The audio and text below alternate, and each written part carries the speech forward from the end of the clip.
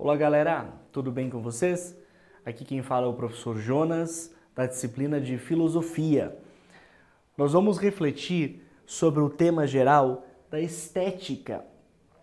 Especificamente, nesse momento, nós vamos falar um pouco sobre a Escola de Frankfurt, também conhecida como Instituto de Pesquisa Social.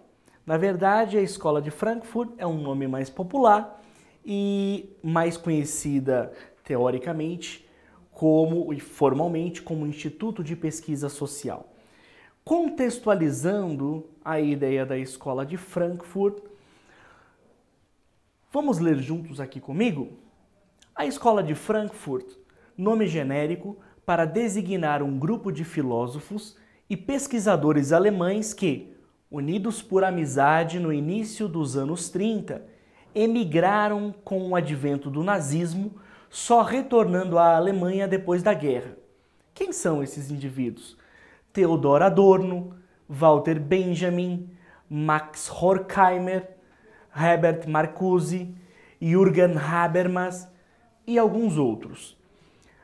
A pretensão básica do grupo foi a de elaborar uma teoria crítica do conhecimento, de um lado, aprofundando as raízes hegelianas de Marx, e de outro, introduzindo um questionamento no sistema de valores individualistas.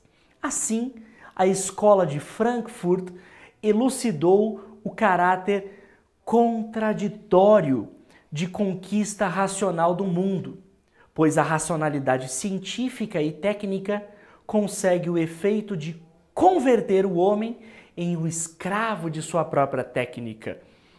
Procedeu ainda de modo mais ou menos radical, segundo os autores, a uma crítica de massificação da indústria cultural, dos totalitarismos, da concepção positivista do mundo, etc. Muito bem, essa leitura nos elucida de uma maneira muito significativa um contexto geral da Escola de Frankfurt. Nós estamos falando de pensadores alemães que na década de 30, 1924 especificamente, fundaram um instituto denominado Instituto de Pesquisa Social, popularmente depois conhecido como Escola de Frankfurt. Qual era a característica desse instituto, desse centro acadêmico de pesquisa? Não era uma faculdade, não era uma universidade, era um lugar próprio onde esses intelectuais se reuniam para cultivar um tipo de pensamento. Que tipo de pensamento é esse? Quem são esses indivíduos? Pois bem, a Escola de Frankfurt tem como característica ser uma escola, um lugar multidisciplinar. Ou seja, não eram só filósofos que estavam presentes na escola, naquele instituto. Nós temos psicólogos, sociólogos, historiadores, e dentre eles filósofos. Qual que é a ideia do Instituto de Pesquisa da Escola de Frankfurt? Elaborar uma teoria crítica sobre a sociedade. Uma teoria crítica acerca do modo de existência das pessoas na época, da sociedade europeia do século XX. Nós temos que ter em mente que o Instituto de Pesquisa, a Escola de Frankfurt, eles pensam a sociedade na prática, ou seja, uma sociedade europeia, alemã especificamente, que viveu e teria vivido o regime do totalitarismo, a ascensão do capitalismo, as perspectivas da globalização, ou seja, é uma mudança social que gera uma transformação muito significativa nas pessoas. É esse o interesse dos pensadores da Escola de Frankfurt, entenderem essa sociedade, entenderem criticamente, é claro, mas compreenderem essa dinâmica social, o que marca o indivíduo do século XX. Quais são as suas ideias, as suas preferências? Será que ele é um indivíduo livre mesmo? Como talvez muitas teorias pretendam mostrar? Ou será que o indivíduo, nesse momento, é um indivíduo massificado, ou seja, não tem uma consciência, um pensamento próprio e viveria, portanto, guiado por uma força artificial e externa a ele. A escola de Frankfurt, sobretudo Adorno e Horkheimer, que são os grandes expoentes da escola, vão pensar essa perspectiva da escola de Frankfurt a partir do conceito que nós vimos aqui, indústria cultural. Muito bem, convido vocês a lerem junto comigo. Os pensadores de Frankfurt se organizaram no início do século XX. Nesse período, fortes acontecimentos marcaram a humanidade. Vejamos, a Primeira e a Segunda Guerra Mundial, bem como a implantação do nazismo na Alemanha e do fascismo na Itália. Além disso, os frankfurtianos se perguntavam como é possível, mesmo após o Iluminismo e a Revolução Industrial, com seu notável desenvolvimento tecnológico, a humanidade continuar sofrendo com tanta miséria, fome e exclusão. A denúncia desses pensadores é de que o progresso não está a serviço da humanidade. Ele está a serviço dos interesses privados de instituições privadas. Vejam só, turma.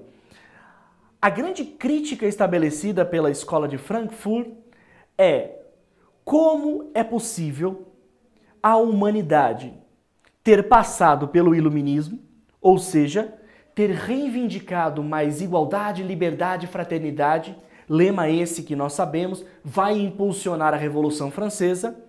Como é possível a humanidade no século XX pensar esses acontecimentos tão importantes como a busca por mais igualdade, liberdade e fraternidade, ou seja, o trabalho da razão, a tentativa da racionalidade e encontrar um caminho mais seguro, um caminho mais viável, um caminho mais digno para a humanidade, e ao mesmo tempo uma racionalidade que foi capaz de revolucionar a indústria com uma tecnologia. Como é possível essa mesma racionalidade humana gerar tantas atrocidades como guerras, como regimes totalitários, nazismo e fascismo, como extrema pobreza, capitalismo ligado à ganância, ao ter cada vez mais? Essa é a grande crítica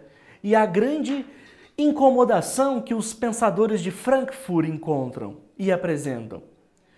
Como e por que esta mesma inteligência, racionalidade humana que fora capaz de lutar por ideais na época do Iluminismo, ideais de justiça, de igualdade, de fraternidade, uma sociedade mais justa, mais igualitária, uma racionalidade capaz de modificar os modos de produção com a Revolução Industrial, gerando sim muitos benefícios. Esta mesma sociedade, esta mesma razão, racionalidade humana que criou tantas coisas boas, é a mesma que comete tantas atrocidades. E os pensadores de Frankfurt se perguntam: como isso é possível? Por quê? E a questão, a resposta deles, está justamente numa espécie ou numa forma de aprisionamento que nós hoje estaríamos. Ou seja, um aprisionamento intelectual que nos impossibilita pensarmos as questões críticas acerca da sociedade. Vejam só, os pensadores de Frankfurt criticam o excesso de confiança na racionalidade, principalmente aquela racionalidade iniciada lá com o Iluminismo, de dizer não se preocupem, porque a razão humana dá conta de tudo. O homem irracional, ele está caminhando a um progresso, sim. Isso é o que dizia a razão iluminista. Os ideais iluministas de igualdade, liberdade e fraternidade estavam amparados na confiança da razão humana. O homem percebeu que a humanidade estava caminhando para um grande erro e agora essa mesma humanidade, esse mesmo homem vai consertar isto. Não se preocupem, a razão dará conta de tudo isso. E aí Adorno e Horkheimer, alcançando o século XX, se perguntam, mas cadê o progresso prometido pelo iluminismo? Onde está o progresso prometido pela própria Revolução Francesa, pela Revolução Industrial? E aí a conclusão, um tanto quanto trágica, de Adorno e Horkheimer é: a nossa racionalidade falhou. Nós, enquanto seres racionais, não podemos mais confiar na nossa razão. Questionam a ideia de progresso presente na idealização do mundo industrial capitalista. Será mesmo que o mundo industrial capitalista é, de fato, a solução dos problemas ou a intensificação desses problemas? É nesse sentido que o Adorno e Horkheimer argumentam que sobre a humanidade, sobre o homem moderno, prevalece o que eles denominam de razão instrumental. O que é razão instrumental? É um tipo de racionalidade própria do sujeito moderno. Corresponde à incapacidade dos indivíduos de perceberem-se numa situação de alienação. O que é alienação? Alienação é uma forma de existência controlada por fatores externos, a fatores e agentes externos. Ou seja, nós somos dominados não por uma razão esclarecida, mas por uma razão instrumental. Uma racionalidade incapaz de perceber o quão prejudicial são os nossos atos, as nossas atitudes, os nossos pensamentos e o quão reprodutor dessas misérias nós somos. Pois bem, acompanhem comigo, a razão instrumental no pensamento dos frankfurtianos é o oposto daquilo que se pode chamar de razão crítica. Qual é a saída, então, para os pensadores de Frankfurt diante da razão instrumental, diante da razão incapaz de pensar essas situações de miséria humana? É a razão crítica. O que não é nada fácil, ok? Porque nós estamos presos numa sociedade que nos quer racionalmente instrumentais e não críticos. Se a razão deixa de refletir sobre os fins e os valores da humanidade, ela se torna simplesmente um instrumento que tem a função de alcançar determinado objetivo. Torna-se um meio, uma forma de manipulação para obter êxito em qualquer objetivo, seja ele bom ou mal. Eis o nazismo, eis o fascismo. Um objetivo de eliminar as pessoas, simplesmente porque são diferentes, não são de uma raça superior. Isso é um objetivo maléfico. E onde está a razão nesse momento? Dirá Adorno e Horkheimer, os pensadores de Frankfurt. Segundo Adorno e Horkheimer, na sociedade contemporânea predomina a razão instrumental, pois a razão crítica não foi capaz de impedir as barbáries das guerras mundiais e dos campos de extermínio nazistas. Em outras palavras, a razão se torna um instrumento para que o sistema capitalista alcance seus objetivos. É uma razão destituída de reflexão. Pois bem, diante da razão instrumental, diante da falta de crítica, diante da falta de autonomia do sujeito, a única forma de superação é a razão crítica, o que por vezes é extremamente difícil quando nós já estamos acostumados, na verdade, a vivermos sob uma ideia, uma perspectiva e uma orientação da razão instrumental, que nos quer cada vez menos críticos e mais obedientes. Um abraço para vocês e até a próxima aula, pessoal!